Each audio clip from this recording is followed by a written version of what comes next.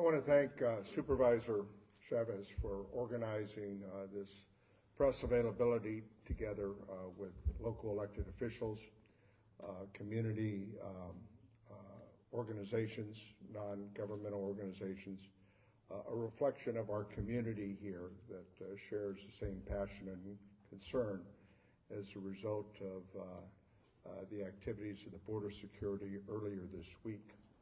And that's the purpose of this press conference, is to discuss that and for me to talk to you about what we're attempting to do to coordinate at the federal level with local organizations because of the potential impact.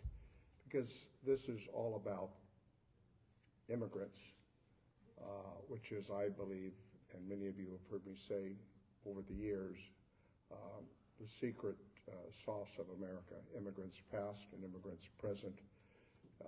Every group of immigrants that have come to this country have come to add value and to share and hopefully participate in the American dream.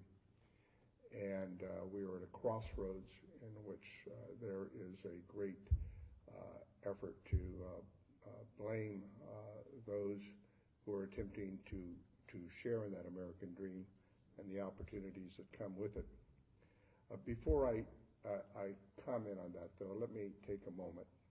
I would be remiss if not to acknowledge the horrific tragedy that Californians are facing today in Los Angeles and in the Southern California basin, who have been impacted by these devastating, horrific fires that have impacted thousands and thousands of our fellow Californians with the loss of lives and their homes and property. And we will do everything we can at the federal, state, and local level to assist those Californians.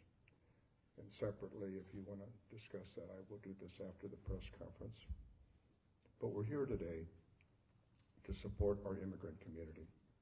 We're here today, let me repeat that, to support our immigrant community and the businesses impacted by the Customs and Border Protections actions in the Valley this week.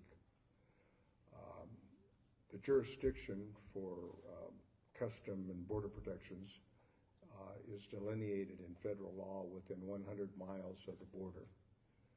Clearly, Kern County and anything north of Kern County is far from 100 miles of the border. I called the commissioner yesterday to figure out and to have him explain to me what he believes was the motivation and what took place in the arrests that occurred.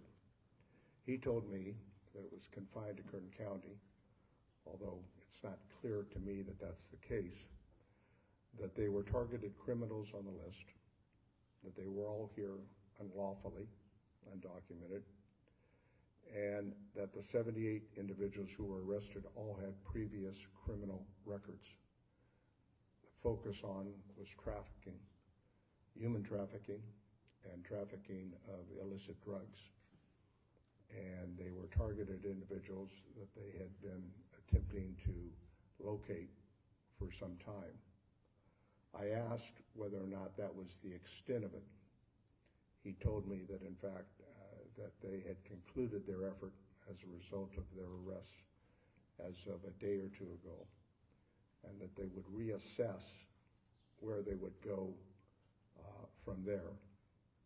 I indicated to him that for me, given the atmosphere that we're all familiar with the comments that have been a part of the political discussion here for months about mass deportation, that there was great fear in our communities among immigrants, whether they be documented or undocumented. For we know that for many of our families that are here, many of these families have individuals that have their documentation and some that do not. And I indicated to the commissioner how disruptive these arrests have, notwithstanding whatever legitimate purposes that the Border Control was attempting to pursue. Let me be clear. I support getting bad people off the streets. I support a bipartisan effort in Washington, D.C. To bring about a more comprehensive effort to protect our border. Americans want us to protect our border. And they want us to protect them from bad people who are trafficking drugs and human beings. These are unlawful actions. And people expect us to protect at the federal, the state, and the local level from lawbreakers who are engaged in horrific actions of human trafficking, of bringing fentanyl and other illicit drugs that harm our children and harm our communities. That is appropriate. That's legitimate. But mass deportation reflects a different notion. And breaking families up is not the American way. And spreading fear to hardworking people who are contributing every day to the betterment, to the economic opportunities, whether they be in our processing of our food that puts dinner on America's table every evening, whether we're talking about other aspects of contributions for our economy that these hardworking people engage in so many different ways in our valley and across the country, is not the way to deal with fixing our border, nor is it the way, in my view, to deal with bringing about immigration reform that we must do. And so these organizations here represent a very important, significant group of our community who share the concerns that I share. And spreading fear to hardworking people and to the businesses. My office was inundated from Wednesday until Friday, and I've received personal calls from those engaged in the production of our citrus industry, those engaged in the production of other kinds of value added in our food facilities, those who are engaged in actually doing the very hard work, the campesinos, in again putting food on America's table, those engaged in our dairies, in which we know that there is a significant percentage of people who are working, contributing to the economy, paying taxes, obeying the law, that are here that are not documented. And that really cries out to the fact that we need to work together on the federal level. And I hope the new administration, as they attempt to go after those who have been lawless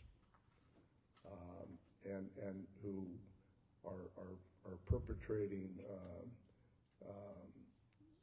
crimes, that we focus on that and not hardworking people who are trying to support their families and support our communities, who are paying their taxes and obeying the law.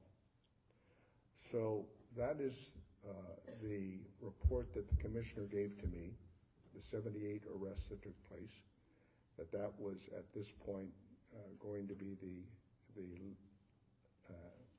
conclusion of the actions, and they would reassess. He said they would reassess the impacts that had. And once again I said, Commissioner says, with the tensions and the fear that is going on and the rumors that are being spread, you have to stop and take hold of the implications that this may certainly create, that we're all concerned about.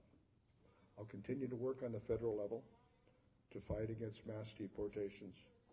Others here will tell you about the rights that individuals have, and listen and know that together I think this community wants to try to do our very best to reflect what is good about America, about the dreams that immigrants have had historically for generations, and to try to go forward in a way that doesn't scapegoat or blame, but fixes our broken immigration system, secures our border at the same time, and protects the American people. I think those are goals that we all share. So with that, I want to thank again the supervisor. We're going to continue to all work together at the local, the state, and federal level. I thank Senator Caballero for being here as well. And again, my friend Powell for allowing us to use the Pacific Asian Center to do all the good things that you do here, and we're appreciative of that. So we'll continue to work together, and when we're finished with those who are making comments, be available to answer any questions you might have. Thank you. Thank you, Congressman Costa, and thank you for constant communication. I am sure we will be working very closely as this materializes. I'd like to call up Senator